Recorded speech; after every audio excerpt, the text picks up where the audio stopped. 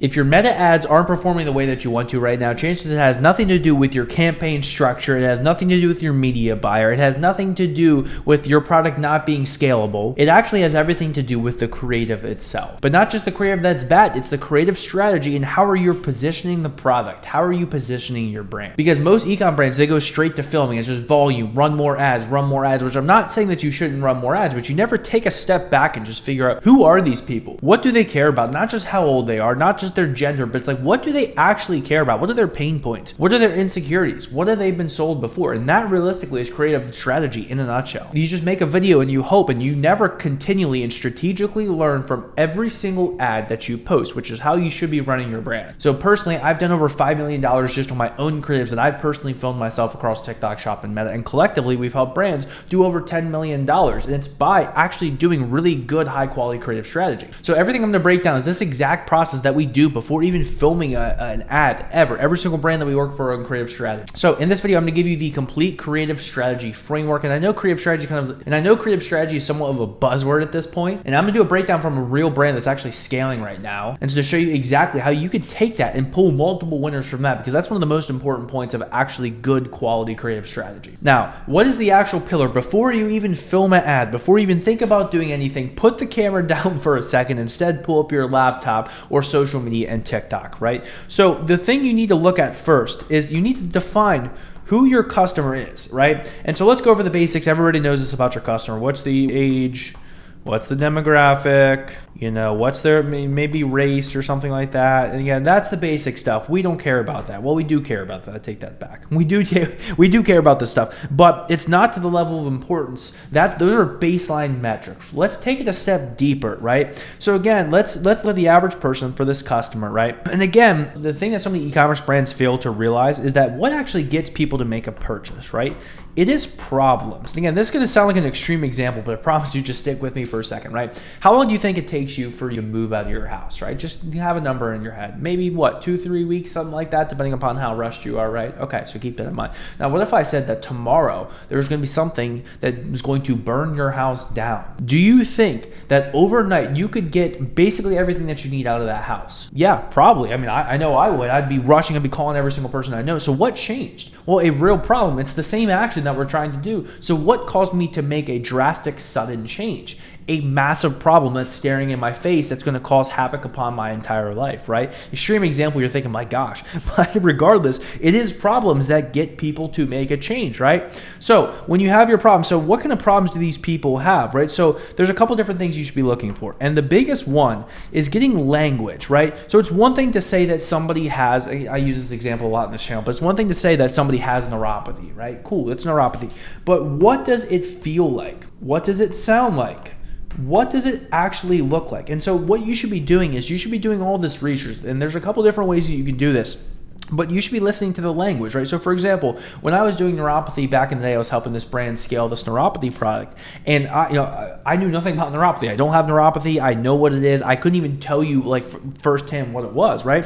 So I found there's one specific thing that kept coming up from research that I found was pins and needles. So people are trying to walk and they're getting these pins and needles in the bottom of their feet, and it just makes it painful to walk. Immediately, if somebody has that problem, they're going to be bought in, right? So immediately we're targeting the right person through the right problem. So again, one of the biggest things is problems. Now, another one that you should be focused on, again, this is in your customer. Now, of course, there's no true way to know. Like the real full way to test this is to literally run the ads. But again, you can get a pretty good general idea, synopsis of what the average customer has done, what they've tried before, and all that stuff, right? So the other thing is, what have they tried before, right? So what have they actually tried before? And of course, you know, there's no way to know this, but there's a couple different ways that you can go and find this, right? You can use AI, talk to Manus. You can, go on Reddit, which again, I'm not a big fan. A lot of people talk about Reddit. I'm not a big fan of Reddit, to be honest. It's like the 2000s versions of research.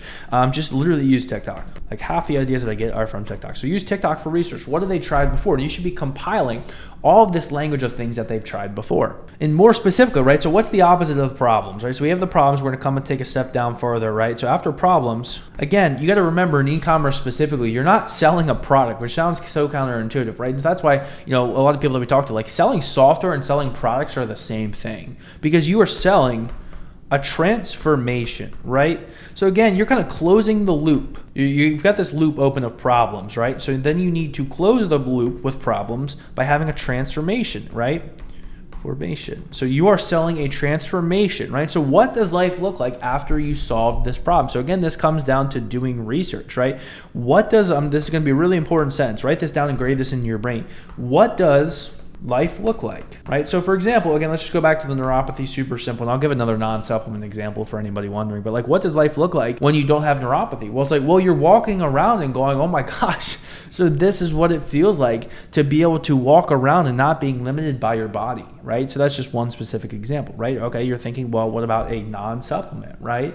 And I've used this on another example before, but it's like, let's just say you're selling, I've got this blender bottle right here. What does life look like after you have a blender bottle? Now, of course, the extent to which you take this seriously is going to depend on the product, but in general, like you have a blender bottle, it's like, for example, people have been sold other blender bottles before. So it's like for the first time, it's like, I'm using this blender bottle. I've had it for 5 years. I've had this thing for 5 years and it hasn't broken once. I've tried every other, bottle that you can shake and something ends up falling apart after a couple of weeks. So that'd be one example of what life looks like, right?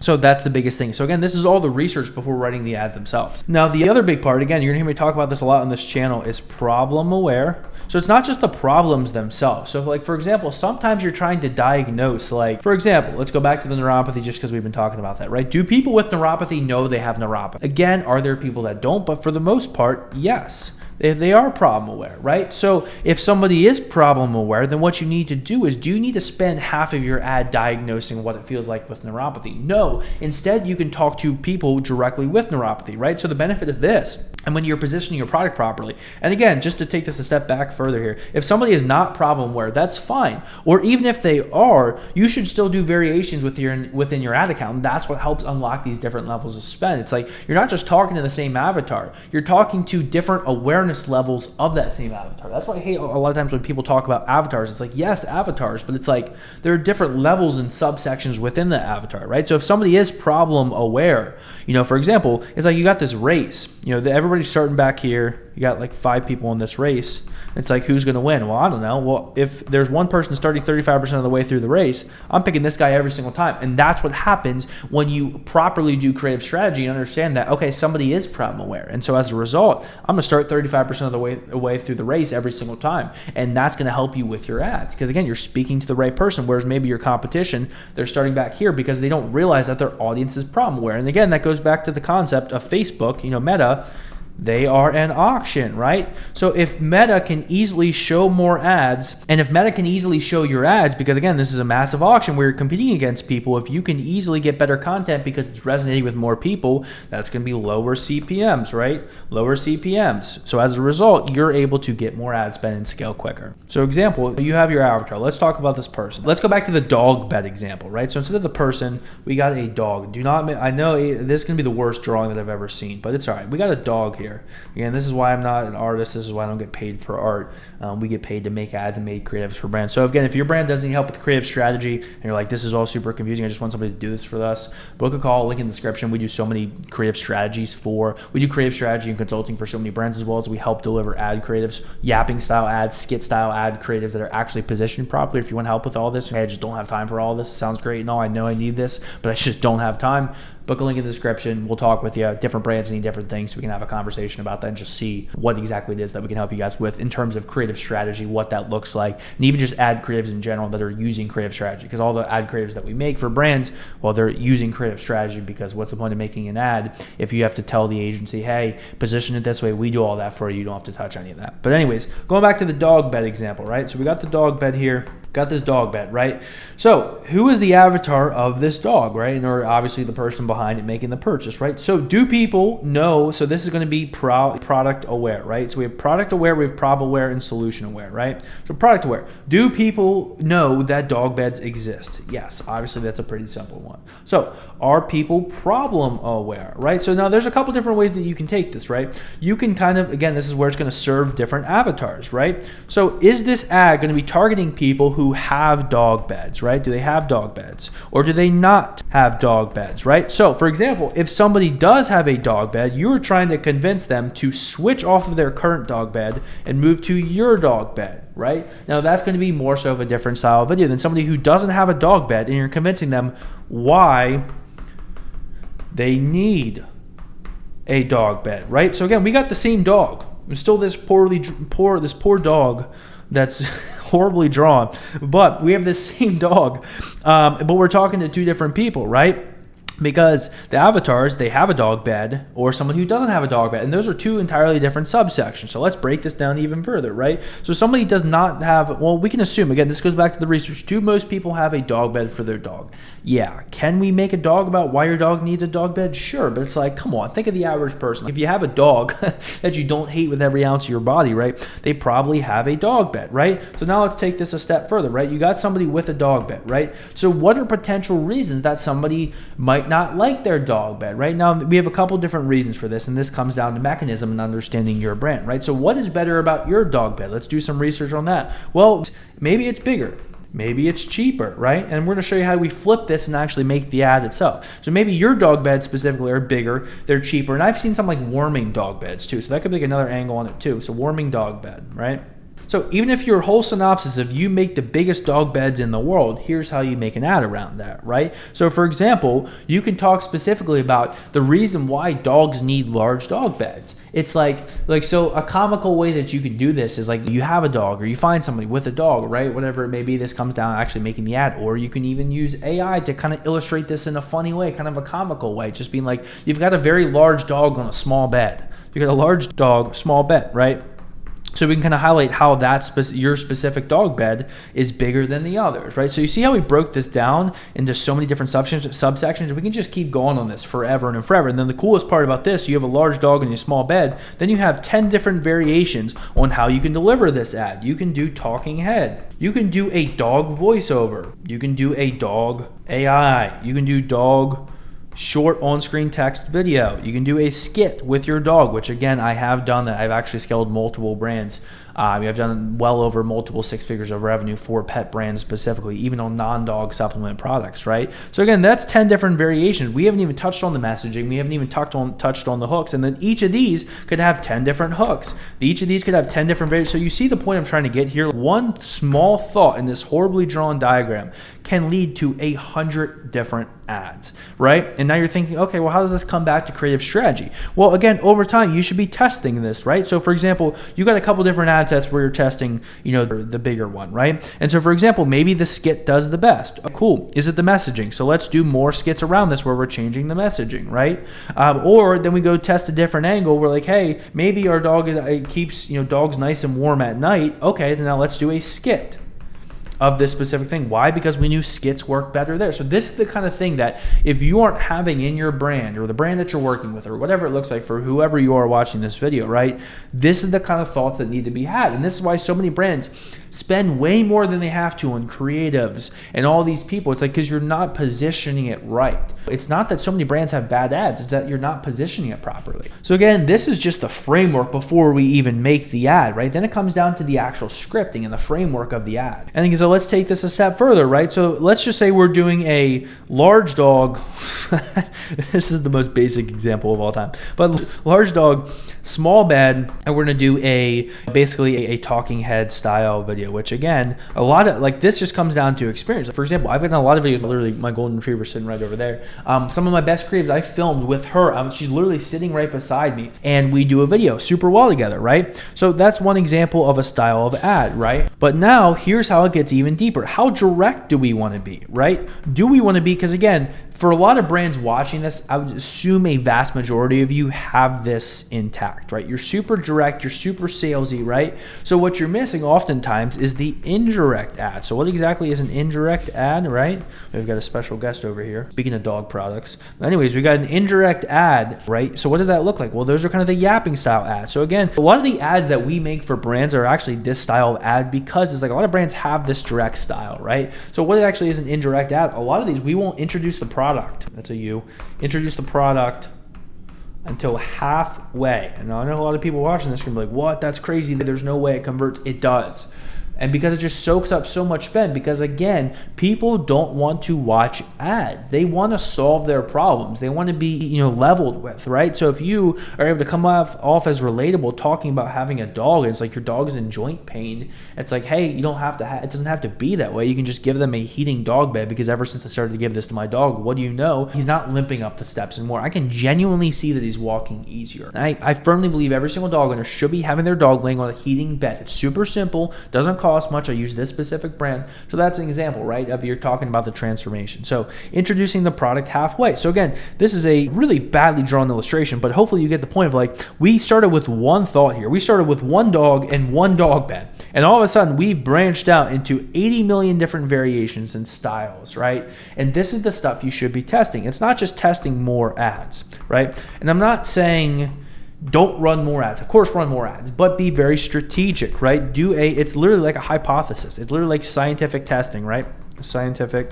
I know I spelled that wrong. I'm just trying to write quick. But scientific testing. So again, let's now break into what are the style of ads that are working right now. Again, the most tried and true of all time is and will continue to be, again, I cannot emphasize this enough. If you are not running yapping style ads on your ad account, and even if you're like, I don't even know what those are, it's ads that don't look and feel like ads. And again, I'll share an example at the end of this video here.